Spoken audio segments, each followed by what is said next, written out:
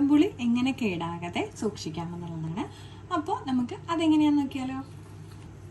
അപ്പോൾ അതിനായിട്ട് ഞാനിവിടെ ഒരു ടിഷ്യൂ പേപ്പർ എടുത്തിട്ടുണ്ട്. നമുക്ക് ഇതിലേക്ക് കുറച്ച് കായപ്പൊടി ഇട്ട് കൊടുക്കാം.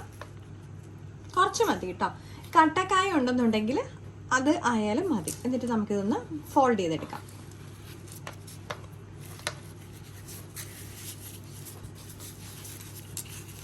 ജസ്റ്റ് ഒന്ന് ഇതുപോലെ ഒന്ന് മടക്കി എടുത്തിട്ട് നമുക്ക് നമ്മുടെ കുടംപുളിയുടെ അകത്തോട്ടൊന്നിങ്ങനെ വെച്ച് കൊടുക്കാം.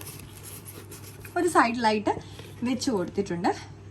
അപ്പോൾ ഇതുപോലെ വെച്ച് കഴിഞ്ഞാൽ ഇതിൽ പ്രാണികളൊന്നും കയറാതെ നമുക്ക് സൂക്ഷിക്കാൻ പറ്റും.